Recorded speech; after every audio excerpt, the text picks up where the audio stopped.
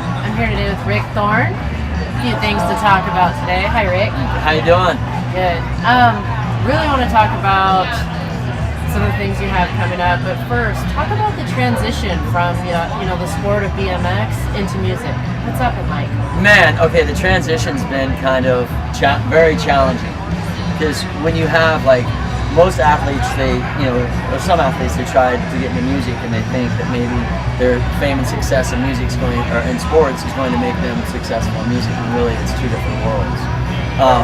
For me, like being from the BMX world, there are some people that have bands in BMX for sure, but at my level of riding, I don't think anybody had ever started a band. So that was new, and that was really shocking, I think, to the industry at first. Like, oh, now he wants to do a band, that kind of thing. And when I first started, I started a band. It was called Good Guys in Black. And when I did that, being a pro athlete, I didn't know the language of music and how people thought, or I thought let's all just go do it like we did bike riding, but it's a lot different, And after I went through so many musicians and did that for about 6 years, getting frustrated, then I just said, okay, I'm gonna hire a band instead of trying to form a band as if I was a teenager. Because being a pro athlete is difficult, because some people may come and do it for different reasons besides the music.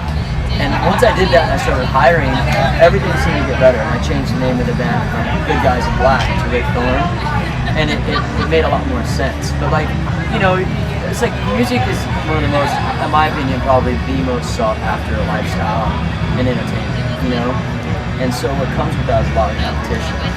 And so a lot of times people think because you do something else that you're good at, you can't be good at this, you're just trying to ride that.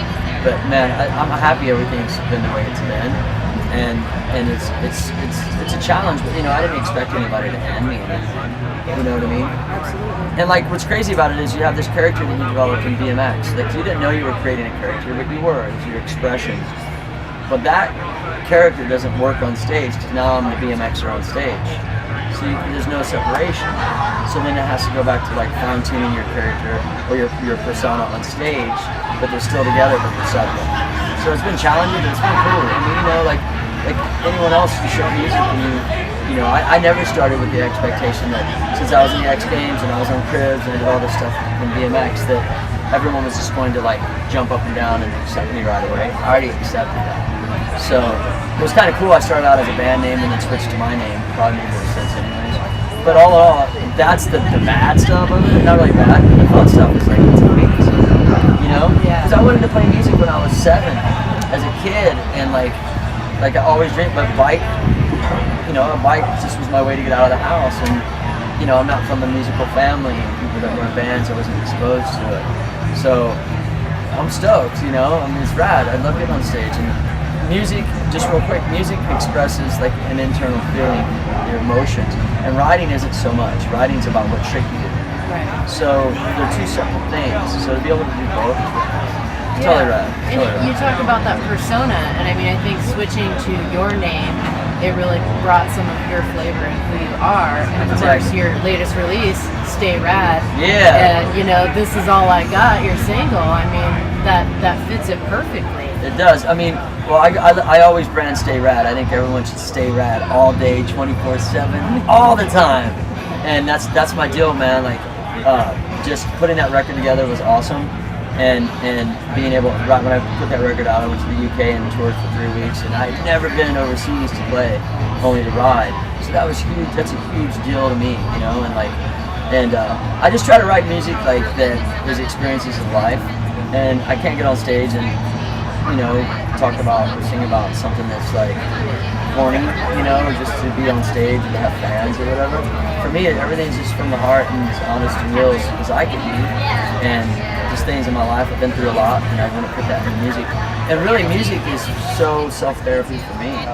It is. It's a trip. It's you want to entertain people and you want them to connect. So.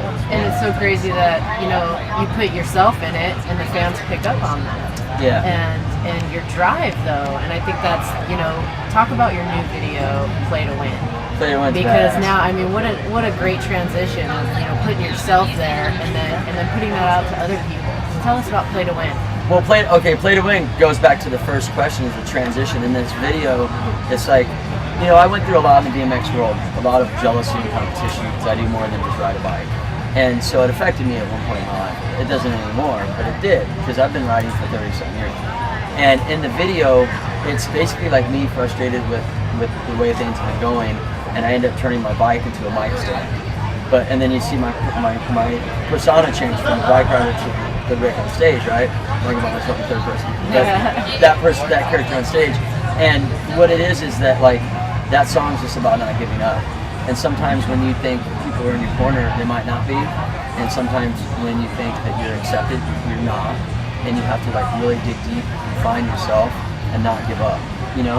And that's what that song's about, because sometimes you feel like you're alone and you don't have any hope because people aren't in your corner or things aren't going your way. That's when you really gotta just believe in yourself more. And I believe life's a game, you gotta play it. I mean, however you want to interpret that, like, it is a game. It's positioning yourself and looking at things in a positive perspective. And that's, I'm all about PMA, but I don't want to be preachy, you know, and be like hardcore PMA. Like, I'm not preaching to anyone. This is just like, hey, this is a philosophy that, because good always overpowers evil. So like, like, this is a philosophy that I've learned from me that I just want to share through music.